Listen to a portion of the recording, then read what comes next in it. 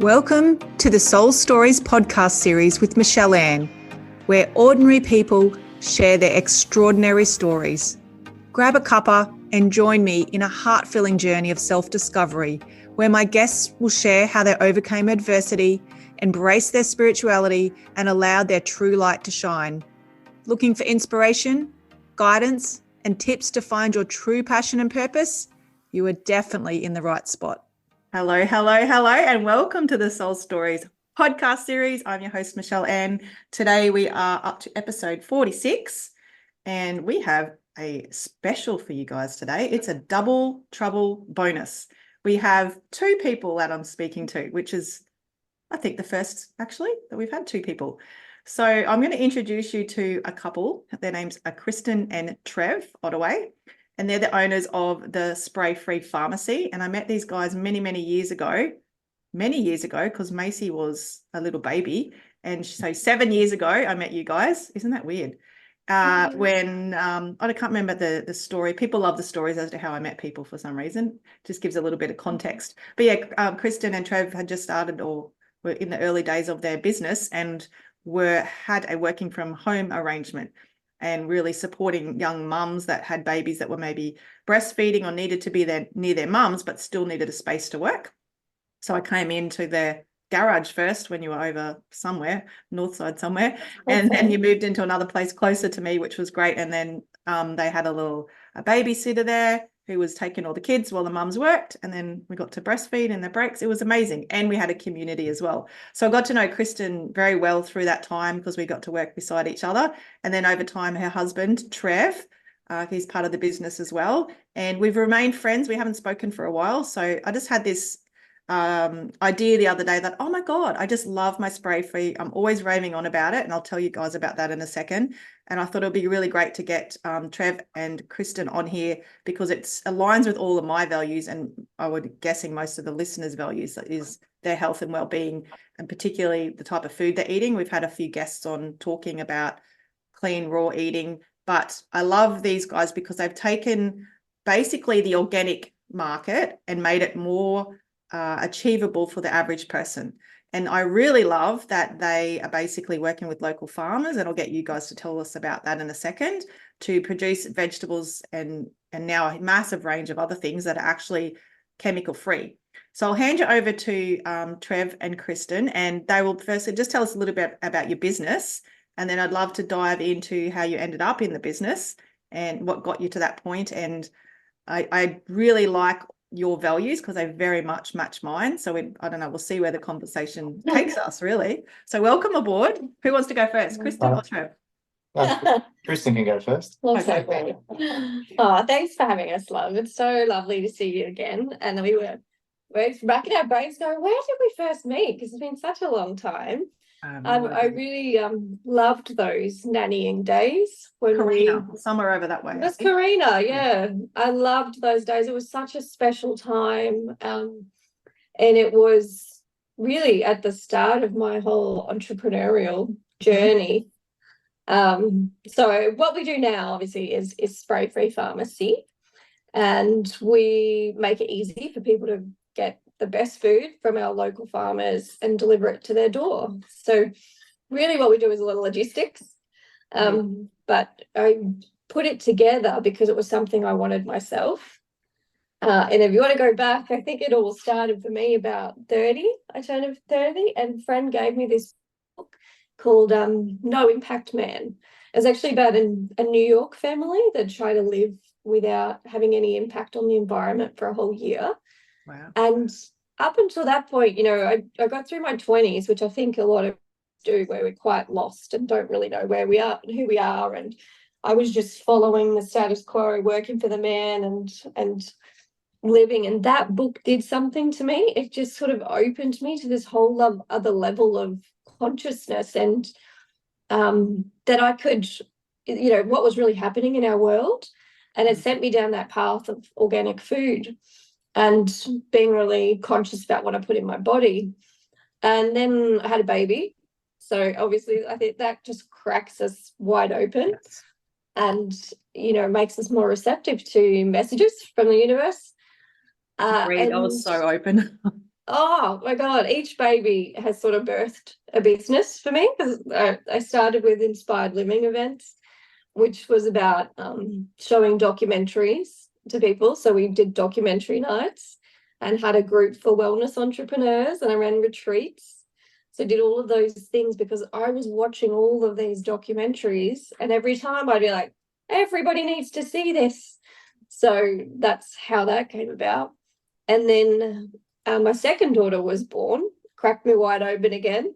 And this whole other message came in that you need to start a food business. And it was all aligned. It was just the clearest vision. It was in the middle of the night, breastfeeding my daughter. And I knew exactly what I needed to do. And I could see 5 years in the future, like how it was going to play out. Oh my God, I've got goosebumps. I didn't know this. I've never actually, never dived into how you started the business. That's incredible.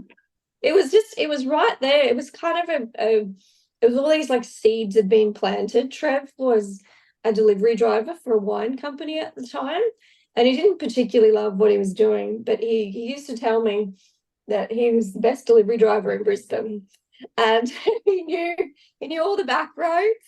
He was so good at his job, right? But he didn't like the work. And I knew I wanted organic food, and I tried out all these different companies, but they wouldn't take back their boxes. Like, it was either overpriced or there's too much plastic in the boxes. And I didn't really know where it was coming from. I didn't know who the farmers were. So there was all these seeds that were kind of planted, and then this vision just came through in the middle of the night. Hello, I have a delivery driver right here. I knew a farmer. I'd met Papa Mikkel at the markets, and she was collecting all this beautiful produce from her own farm, as well as all these spray free farmers around her. So I really grilled her on, what are they using, how are they growing things, and then we just we connected. We started getting a box ourselves, and I went, everybody needs this. Yeah. So it literally went from there, 3 boxes in the back of the car, to we do nearly 500 boxes a week now. Wow. How good is that? And I think that's what I love most about your business. One, that it helps that I know you personally, but you're very approachable, and you're a family-owned business. And I love that you know where the food's coming from. You actually get to meet the farmers sometimes. When I was working in the office, the egg lady, I think it was at the time, came in and she's like, this is a lady that has your chooks that gives you the eggs. I was like, wow. And then another guy came and he's the one that gives you your kale or what. It was incredible. And you also support your community in learning who the farmers are, and they're all local. And obviously then it's all seasonal produce. So you're getting something that's not being grown and then injected with God knows what to make it look pretty and taste nice, even though it's out of season. So I love that about it, and that you care so much, and that comes through your business. Like, it really does. You can feel that you care so much. Even as you said, the packaging, like I just, my brain, I can't work out when you're going to the like Woolies, or shouldn't say big market, who cares, Woolworths or Coles or any of those big names companies. And you go into the organic section, we just discussed before the call, and everything's wrapped in plastic and in those horrible things. And I'm like, what? It does not make any sense. So when you get your veggies from Trev and Kristen and Spray Free Farmacy, they'll come in a box, and they're basically sitting in there without plastic bags and all the carry-on, and then you return your boxes. You put your box back out the front, and they take your box and they fill it back up again next time. And that's probably one of my favorite things, because there's nothing worse coming back from the grocery store and just having plastics and, it certainly does not align with my values at all.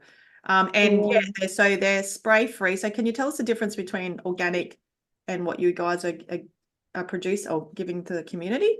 It's really just a matter of certification. Yeah, that's what I thought. I think certification is really valuable. Like, it is good to have that peace of mind. Yes. But for a lot of small farmers, it's not feasible. It's expensive. It costs thousands of dollars to get certified. Plus, it takes years, because they are very thorough, which I really do respect. They go out and they do the soil testing. Wow. They do a lot of things, and it depends. You can't get certified if your neighbours are spraying a lot of stuff that's floating over to your farm. Mhm. So, you know, that does have a lot of value for the bigger guys, but we wanted to be able to support the small farmers as well. So, like, one of our farmers, Stefano, is at Stanthorpe, and he just has an acre of land, and he's decked it out like just with tomatoes. He grows the most delicious Roma tomatoes. He makes his I own love them. compost.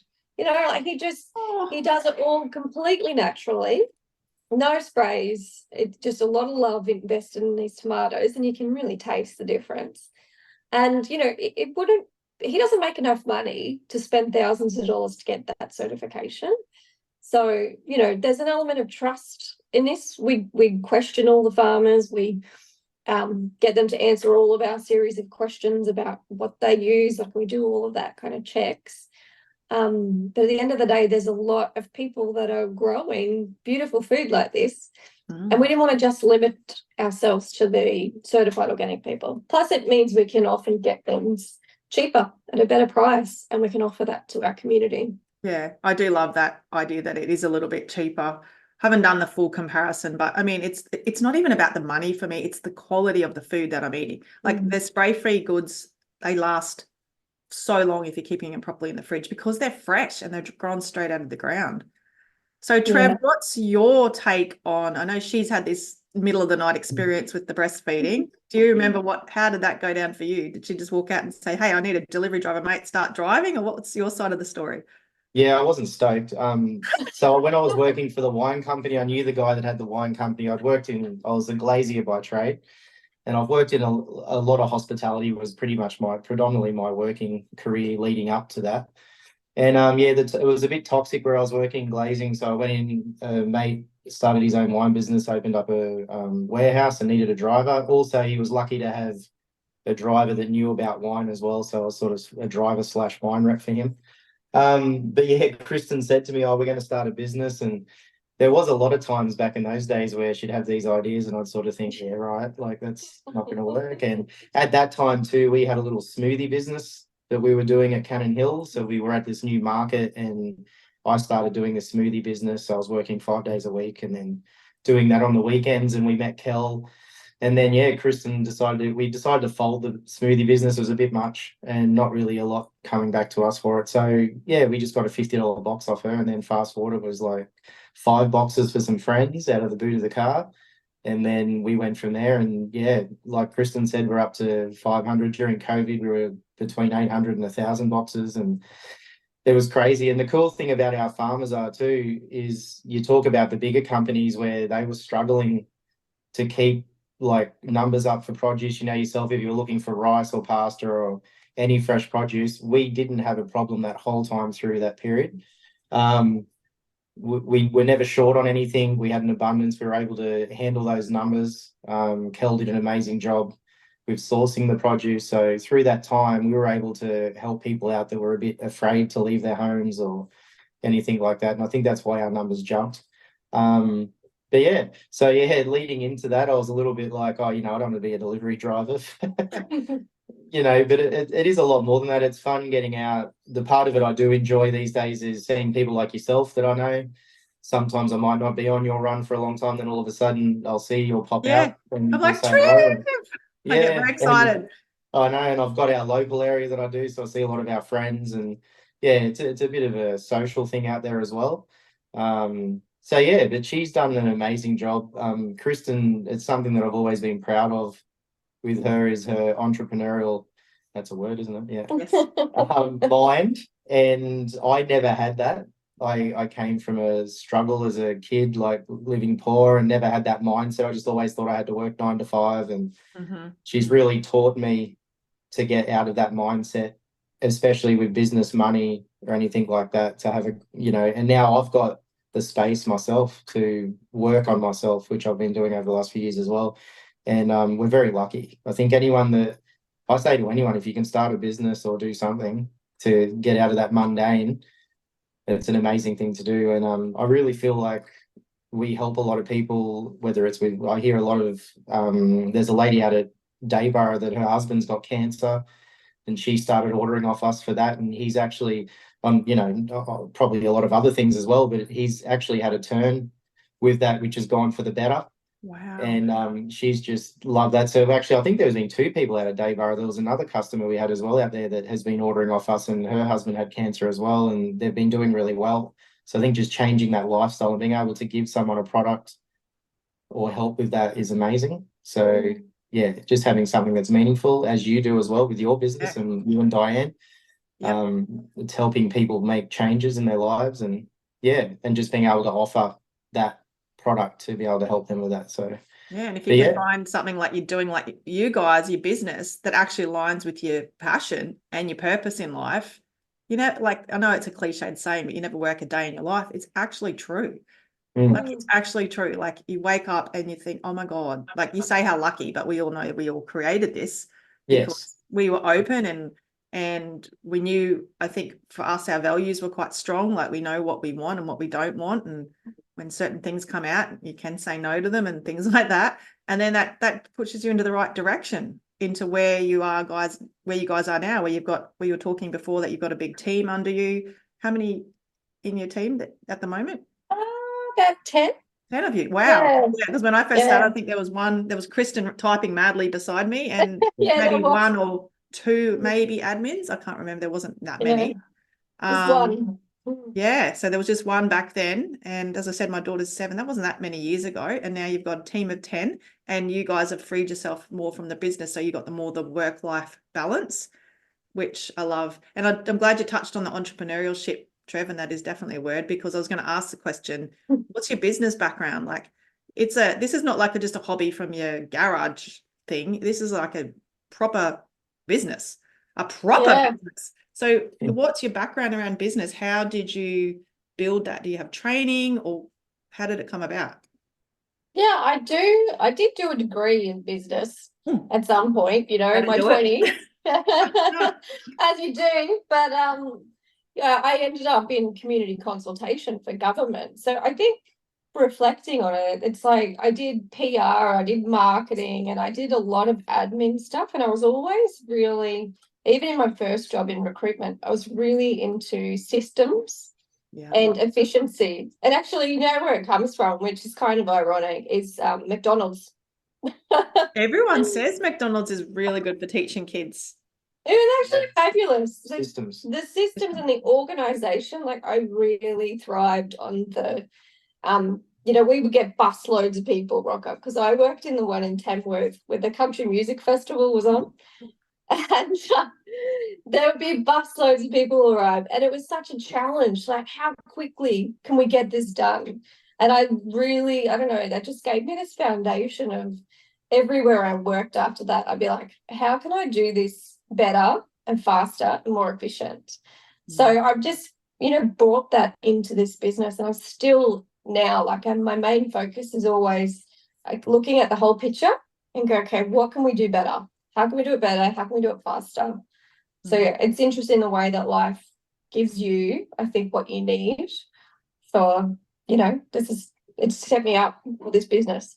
Yeah, and now you've got it working.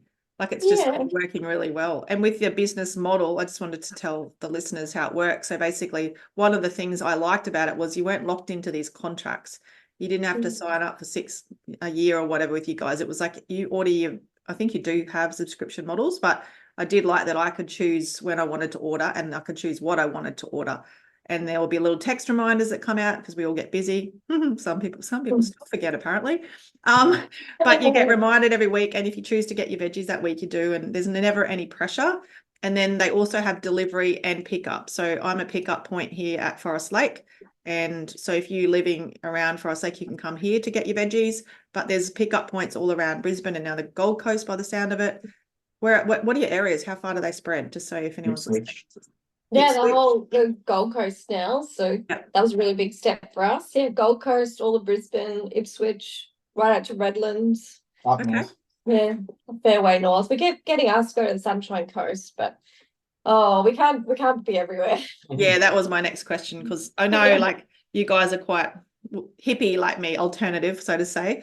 I don't like that word because I think what we do is just normal and they're the alternative ones. But we have those similar values. So I find there's a lot of people up at the Sunshine Coast of the same mindset, and a lot of people down the Gold Coast with the same mindset. They seem to be little portals or pockets of hippies. No, just like more open-minded people. So yeah, it makes sense that you've been called to come up to the Sunshine Coast. But yeah, you never know, it might expand even more. But they've got the branded trucks. So if you're driving around and you see the big Spray Free Farmacy trucks come past, give them a wave. And it's pharmacy. I'm on the third day of my cleanse. I can't speak. Pharmacy is with the F, which I love, for the farms. One other question before we dive into some like more personal stuff, but you mentioned Kel. So is that a guy or a girl first? Yeah, girl. We actually are predominantly woman based. So there's only 3 of us men in the company. Oh, yes. Oh, wow. So Female Kel's, We have female drivers, we have a lady running the warehouse, and we have 2 strong women running the company. So wow. yeah. So Yeah, Kel cool. is a farmer. Yeah. Yes, She's a farmer. You said yes. she is. Yeah. She's a farmer. And where's she based? Just out of interest. Well, she Her lives in farm? Brisbane, but she has a farm at near Sandy Creek. Woodford. Yeah. Out near Woodford. Okay, perfect. And she's your main supplier. And then you have other suppliers around depending on the products that you need, because you've got eggs with some Yeah. apples and stuff, obviously probably Mm. coming from Stanthorpe.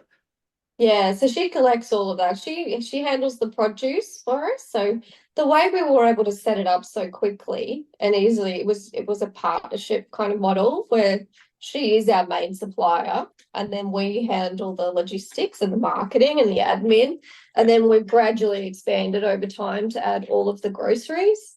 Yes, I wanted to touch on that because the range when we first started was pretty much just fruit and veggies. And then I noticed and every eggs. time I'd log in to order and eggs, every time I'd log in, there'd be more and more. And I'm like, oh my God, this is literally like walking into a big organic store. Again, I won't name names, but you got it all there. I get my frozen berries. So if the pickup point has a freezer, you can order frozen berries for pickup or obviously delivery. I got myself a freezer because I wanted my own personal berries. So you can, there's a freezer on my front deck. You got honeys, you got so much pantry items. Love the Soul Breads. They're a local company too from Darra, I think. Yeah, they are. We even have baby food now. Got everything. Yeah. And it's been a very gradual thing. Just slowly. Bone broths. I get all my bone broths. I get pretty much most of my shopping, not my shopping, but all this fresh and those type of things I'll get through you guys and save. Yeah, it's amazing. I love it. So I wanted to dive a little bit more into sort of, I heard you say you do a bit of men's work, Trev. I'd love to hear a bit more about that. And then, let's start there. Tell us, that's why I like the men's perspective on things. Yeah, well, I'm turning 47 next month. Me too. And tomorrow, actually, for me. Oh, happy birthday. Us oldies, 77 babies. Yeah, that's it. So it's quite funny actually. Like in my 40s, I've really started diving into this. So I feel like I haven't really become a man until sort of in my 40s. I've been a boy, or in the language you like to say, prince, in that time. I always joked about with certain friends that were starting a bit of men's work, I'd never sit in circle and hold hands with men and stuff like that, because that's how I always pictured it. But yeah, no, it's been amazing for me. Especially working with Kristen and understanding the feminine. I just dive more and more into that these days. I follow a lot of women on Instagram that talk about this. So I know, also being a dad to 2 girls, and one coming very close into teenage age now, trying to understand how to work with that.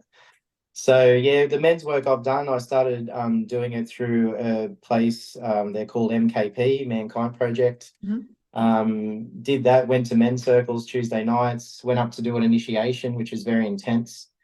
That was really good at the time. I got a lot out of that. I think I've done Landmark as well, which is another thing, but that's for men and women, and it's more around business and stuff. But you get your little bits of gold from all these little things. But recently, in the last 2 years, I've started doing I've worked with another company called Real Education, and they actually facilitate men and women's work. Wow. So that has really changed my life. I don't know. I know you hear these cliches a lot, but it really has. It's made my communication with Kristen just so much better. And I think seeing a lot of marriages break down in circle of friends that I've got is just communication is a major thing. And I think that's something that's helped us. And look, it's still a work in progress. You can always make it better. But yeah, it was an intense workshop they do two. The first one, they say you're always sent to it by whether it's your wife or something like that that sends you. And then the second one, you decide to go yourself. I've also staffed one late last year, which I never thought I'd do or be able to do. But yeah, I went up and staffed it. And yeah, it's intense. And look, I would say to any man, if there's an initiation that you can do, because we don't have that in our world these days. You go to different countries where they have initiation for boys turning into men and all that sort of stuff. I wish I had done this years ago, but I think it's been perfect timing. So yeah, it's been good. There's a lot of places that men can go. There's MKP, there's Real Education, there's Samurai Brotherhood. I could write a list for you. There's amazing ones all around Brisbane, Gold Coast, all over Australia. So yeah, and then working with Kristen with that, I think understanding that when she's in her masculine, which is when she's in work and coming upstairs and out of the office, sometimes I'd feel very triggered with how she would come up. But now I've learned that, I think men, when they've got a woman that is in that role, you need to learn how to bring her back into her feminine, whether that's with touch or words or. So I always see when she's like that, if it's just a shoulder rub or anything like that, just to bring her back into herself. I think I've learned a lot to do with that. And again, it is a challenge sometimes, but I think she needs that too, especially with the kids. When you bring the kids home from, when the kids come home from school, yourself, they're just straight on to mum and, all their dramas they've had on the day and everything. I can talk to them all the way home in the car. And then as soon as they see mum, it all comes out. So yeah, just giving her the space and just, like I said, being able to bring her back into her feminine and handling that. Yeah, I've learned a lot from doing the menswear. Even now, I've got an app on my phone to track Kristen's periods. Oh wow, that's a smart. So I listened to your last podcast. I was just listening to it this morning. I was on my way to the gym and that, and I heard you talking about menopause, and you were saying, if any men are listening to this, block your ears. I'm going to talk about my period, and now I haven't had it, and now I've got it again, and all this. And I'm like, well, no, men. If men are listening to this, they need. I think as men, we've sometimes made jokes around this, and I don't. Any men actually listened. I was joking. Yeah. Well. So I think, whether it was coming from a place of just lightheartedness or nothing, I'd always joke with Kristen, I know she's got a period, watch out, all this sort of stuff. Yeah. And there's different names for it and all this sort of thing. Well, if you can actually understand where your woman's at, and then also, like I said, I've got a girl coming into teenage years. Mm-hmm. I'm going to have to understand her hormones and her changes. And yes, it can be scary sometimes. Yeah. Oh, I know. When you're in a house full of women, but I like that as a challenge. And I think as a man, being able to hold that space, make your women feel safe in that space. And Kristen could probably, talk on that a bit more. It's something that she said to me recently, that I feel safe with you now, which is a weird thing. I was thinking, do you not feel safe with me before? But as in being able to just speak what she wants to speak and not have me react a certain way. And that's be a able good to point, just, Trev. That's safe. Like, what does actual safe mean?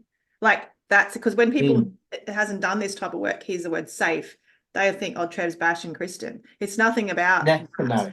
So you do want to explain, the safety piece. Like, just elaborate on that a little bit more. I think that's really important. Yeah, well, I think, again, and I'll let Kristen jump on this in a minute. I think, just being able to, for her, like she said, sometimes she would say things to me that would trigger me, for some way. I don't know, she'd probably have to elaborate on that a bit more. But now I don't feel triggered when she says something to me, just having a conversation. I think, like I said, communication is a lot better. I think a big thing that helps too, before I pass over to her, is to surround yourself with really good men. If you're talking to the men, and same with women, surrounding yourself with women. But for men, you don't really have a safe space. Like, I worked in a trade, whereas if you were to break down on a work site or something, you'd be ridiculed and called a pussy or whatever. Sometimes you need that space. I also am surrounded by great men that they're not yes men. So if I am having a whinge or doing something, they'll call you out on your shit. They're not going to, I remember calling a friend Jess and having a little bit of a whinge about the way Kristen was on a certain day, and he just turned around to me and said, well, have you told her you love her today? And I'm like, oh, really? Like, thanks for that. So when I hear men or friends that I've got now that aren't in that circle, that aren't doing that work, I find it really hard to listen to them now when they're really, bagging their relationship or whatever, and it's hard to try and explain to them. I don't like to tell anyone how they should do things, but yeah, it is hard. And I think communication's a big thing. So yeah, safety for women, I think, in a relationship with their man is a big thing. And then Kristen can elaborate on Yeah. that. So safe to be held, safe to be, well, I'll let you answer, Kristen, actually. What's your idea of safety? Yeah. Oh, well, just the absolute freedom to show up as I am, you know, like That's just just again. Oh, I can't even do. We have been in a relationship since I was 14. Yeah, so it's a long time. Like we're going on 30 years, and the last few years he's done so much work. He's really stepped into this space, you know, and it has been absolutely life-changing. And that one of the things I'll get teary just thinking about this is just how I didn't even realize how guarded I was in a lot of ways, like how I didn't really feel like there was I didn't say things, you know, and I just pushed a lot of things down, or I censored the way that I was being, and I didn't even realize I did it because I didn't want the reaction, because he would just unconsciously respond, like be triggered by things that I would say or do.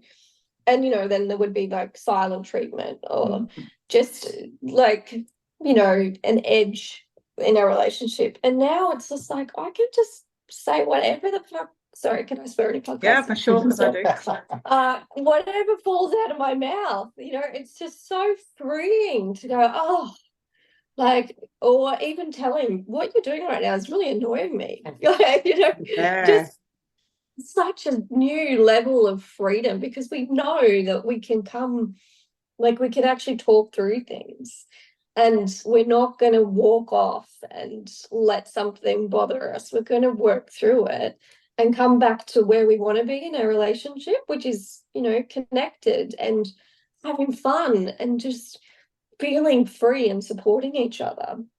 Yeah, it's so important. It's something I'm so glad we're talking about this. And I didn't, as I said, I don't never know at the start what we end up talking about, but it's so important because I'm really passionate about the masculine and the feminine. It's really drawn me to the point where I'm now dropping and learning about feminine embodiment. So I'm actually becoming a feminine embodiment instructor, which scares the living pants off me. But it's so important because strong women like you and me and any other listeners that are a strong woman that is particularly in business or in a male-dominated environment, we just over time drop into our masculine. It's not where we're meant to be. And that's going to trigger our man. Like they don't want to, like you said, coming upstairs and being like a bull at a gate because you're in your masculine and you're working. They want the soft, gentle, slightly wild woman. But it takes a strong man to hold a woman in her true feminine, because a woman in a true feminine is wild and woolly. You never know what you're going to get. And she will test you to make sure to see how much she can like be herself and you still hold her. Tony Robbins talks about this a lot.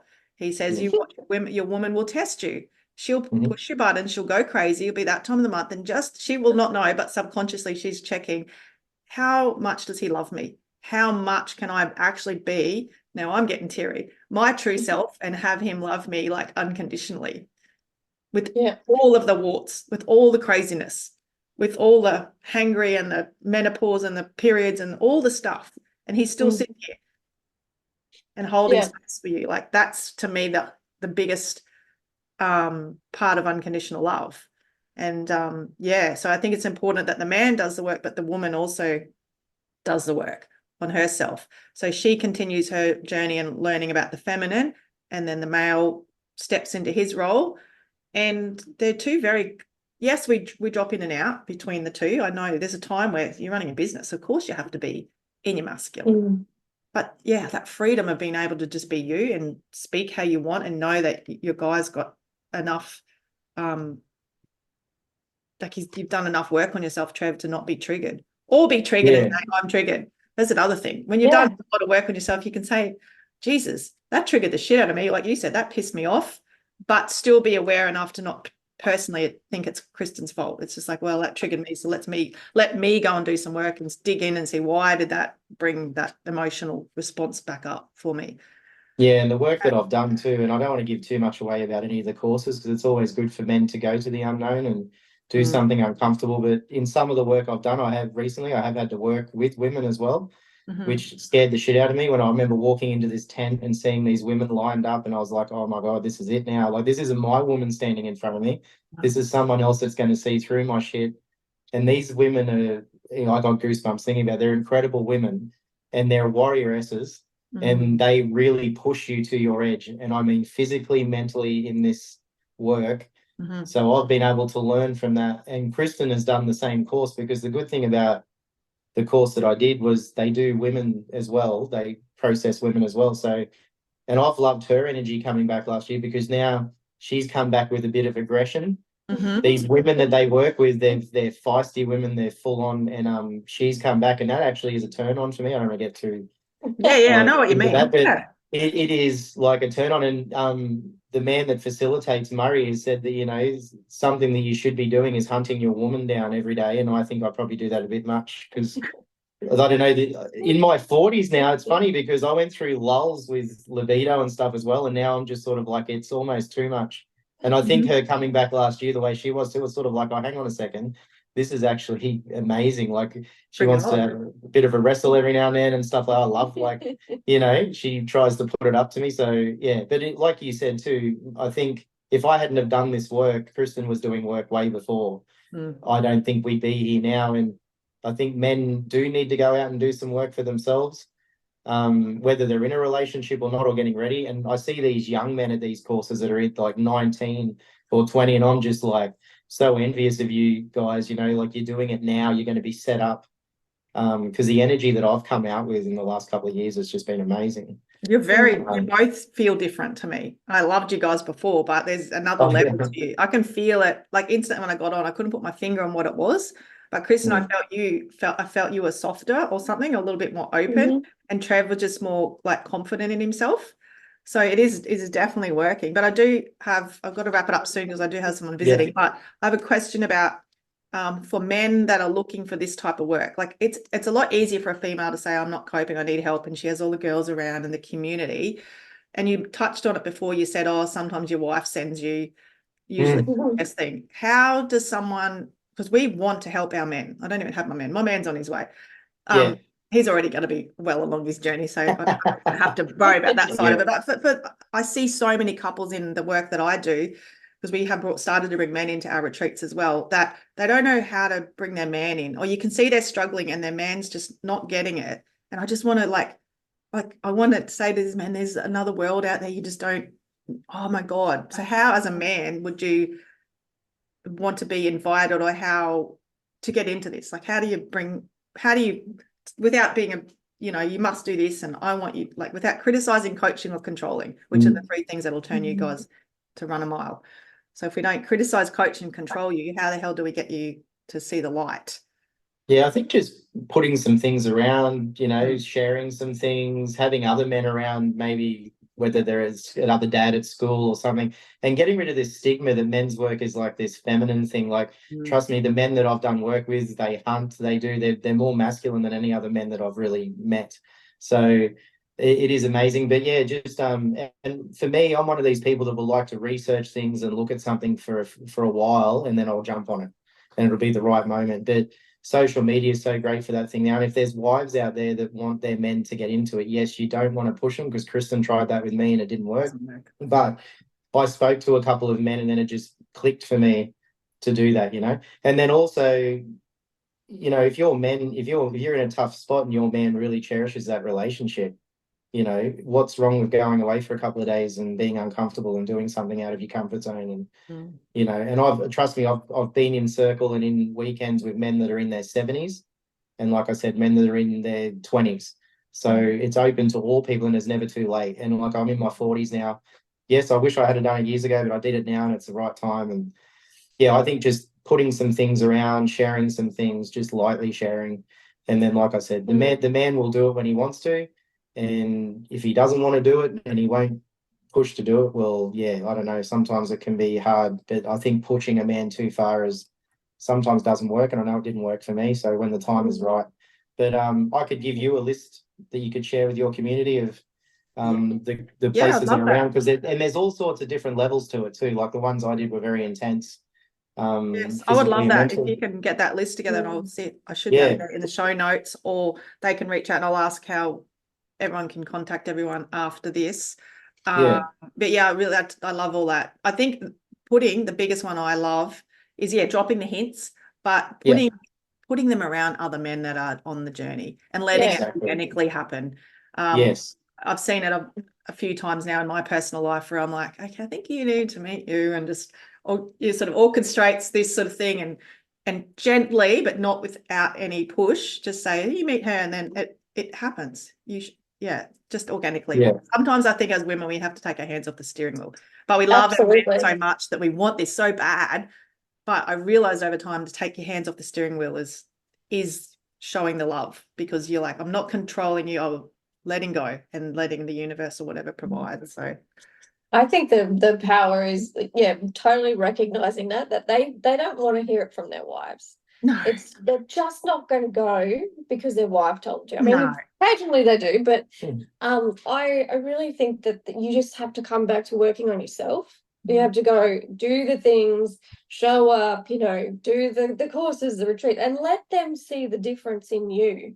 Like, let Yes. them see, like, just show up as the ultimate person you want to be. Yeah. Stop being triggered, like work on all of those things, and they will gradually get the message, like get them along to meet the other men. Because for Trev, it was absolutely the other men.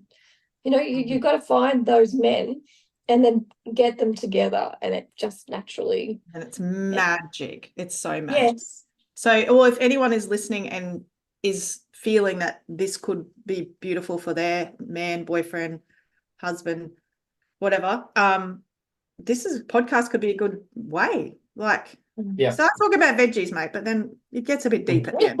Like, have a listen, because Trav's a blokey bloke. Like, you could probably tell by his gravelly voice, but I'm viewing this, they'll be listening.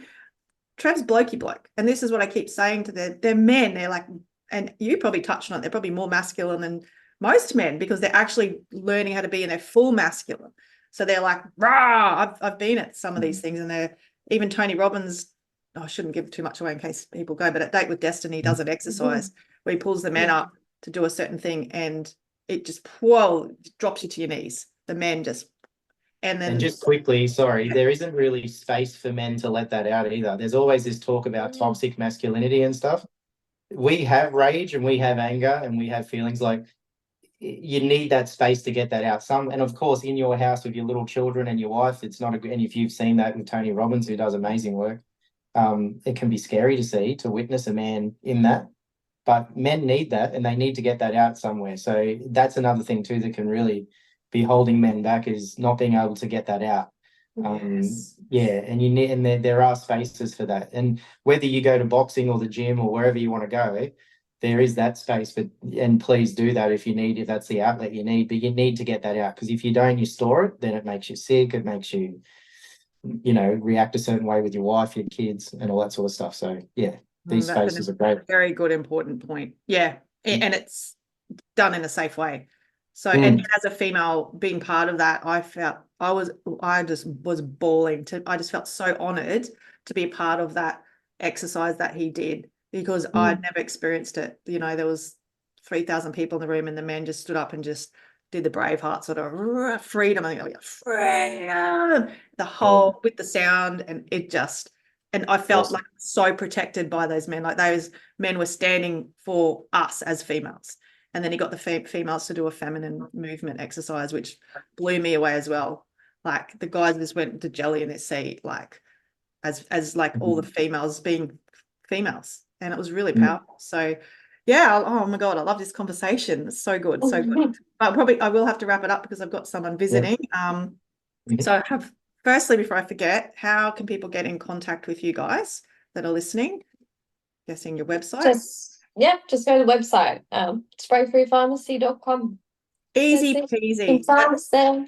Easy Yep. peasy. And any of your listeners, if you share this around and want to get in touch with me and what I do, those2sisters.com, it should be on the end of the show notes. But what we do is all very similar work. So you do all the vegetables, and my sister and I do, you do the vegetables. Doesn't that sound ridiculous? You look after our health, And then I look Yeah. up, I do the spiritual and the mindset stuff, but I'm really, really leaning more into the feminine. So the feminine work. So if anyone's interested in that, I'm starting Kun Yin is the modality that I'm learning. So Kun being Kundalini energy, Kun, and then Yin being the feminine. So it's feminine energy in motion.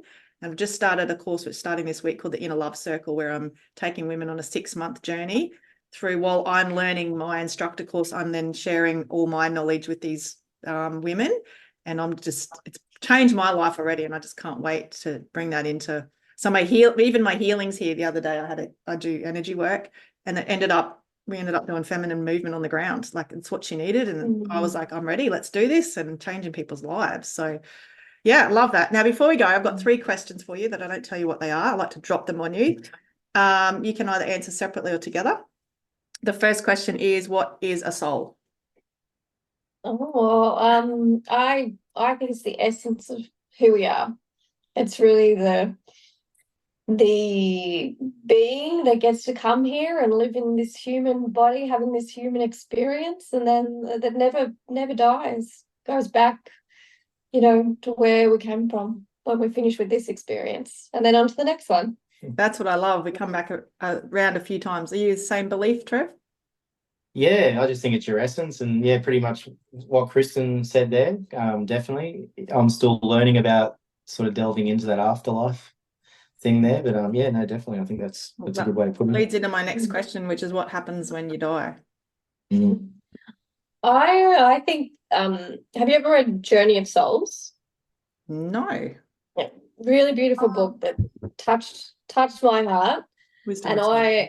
I really resonated with his description in that, and which is he was a hypnotist, and he took a lot of people under hypnosis and took them to the place you go in between lives. Wisdom of Souls. No, Journey of Souls, Okay, but there's also I've got a similar one. Yeah, anyway, so keep going. I'm just looking at it. That's why I was like, I can see Wisdom of Souls, and it was a similar thing, like hypnotic and takes past lives.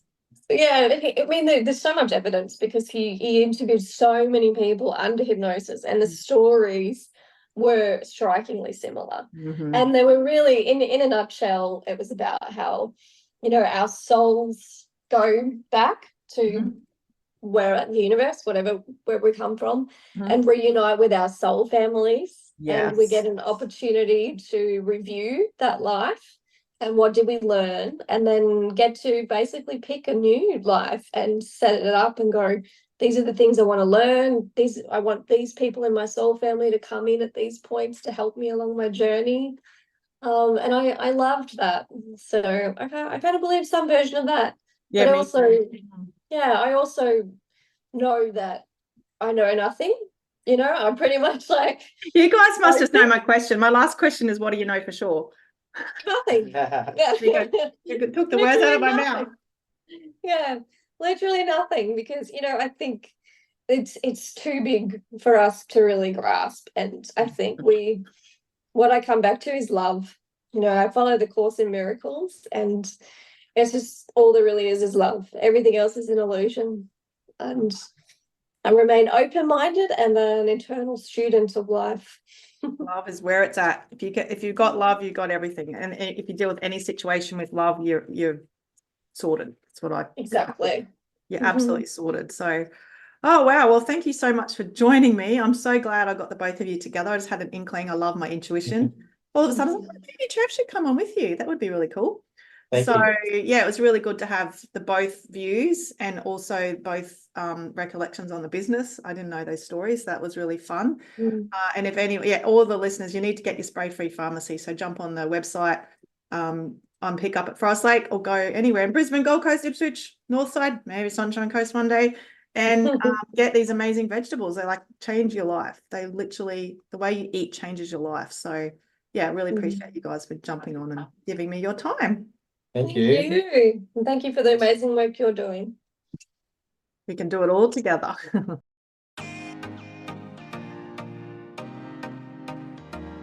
If you have enjoyed this podcast and want to know more, I personally invite you to dip your toes into our business. My sister and I have created an amazing bundle that allows you to taste test what we both have to offer. Get in close proximity, feel the magic for yourself, and see what our extended family tribe love about those two sisters. To get all the taste tester deets, head over to www.thosetwosisters.com/taste tester. See you there.